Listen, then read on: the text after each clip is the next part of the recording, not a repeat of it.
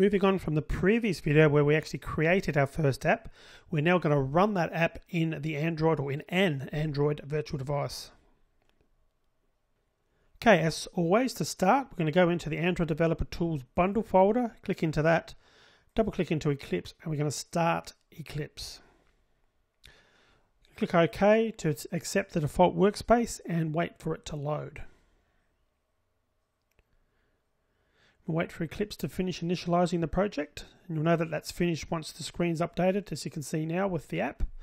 And we'll just click on that app, and before we actually get in there to start running it, we're going to start an Android virtual device. So I suggest anytime you go into Eclipse and start developing, you want to click on Window, go into Android Virtual Device Manager and start your virtual device.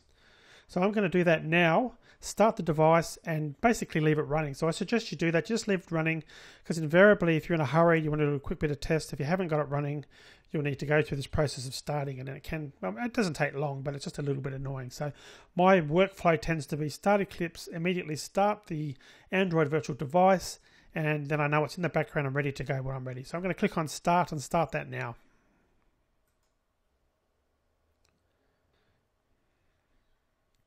Okay, I'm going to click on launch.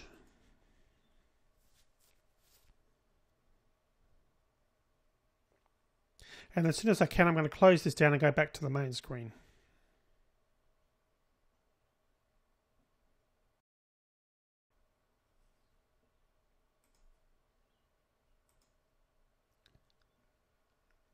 Okay, so while the virtual device is starting, I just want to go through and talk about some of the run options.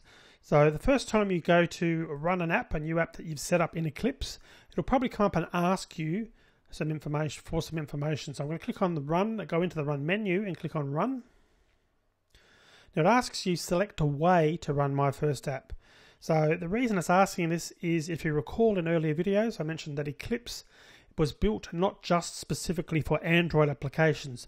Consequently, it's asking a variety of ways for you to run this code, be it an Android application, Android JUnit tests, or a Java applet, which is sort of a graphical version of Java, or just a Java application or a JUnit test. Now, we obviously know that this is an Android application, so we're going to run it that way.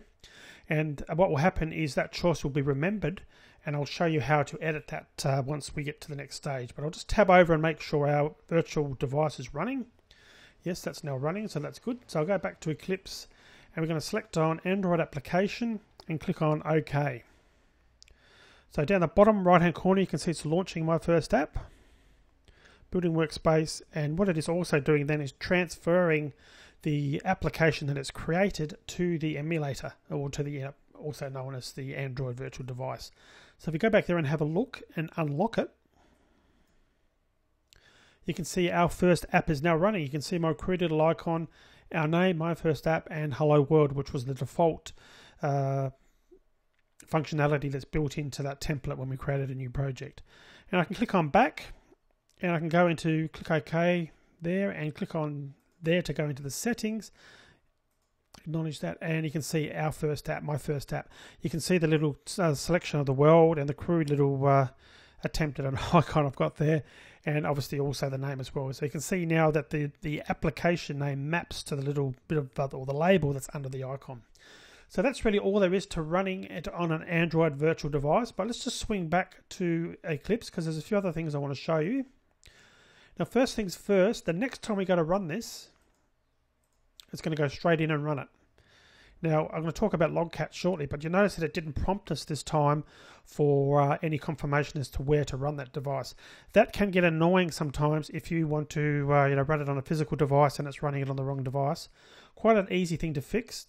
Right-click on the app, click on Run As, and you can actually then choose which way you want to run it. Or alternatively, you can go into Run Configurations. And what we can do here is we can configure it. We can choose a target. For example, we could always pick a compatible device to run it on.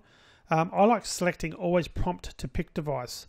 That way, if you're running an Android virtual device and a physical device, you'll need to choose that when you go to run your application. That can be a good way of doing it. That's what I suggest you normally do, but it's certainly up to you. The other option is to launch on all compatible devices, active devices or active AVDs. It's up to you. it's really depending on which way you want to configure it. It's where you're going to be testing. Most of the time, I recommend for general sort of testing of interface things, the way that the app looks and so on and so forth, probably the emulator is okay. But anytime you want to start testing any real-world performance and see what it looks like on a real Android device, then you'll be wanting to run that on a real Android device. So by default, I normally click on Always Pick. So I'm going to apply that change anyway, and close. So now when we run,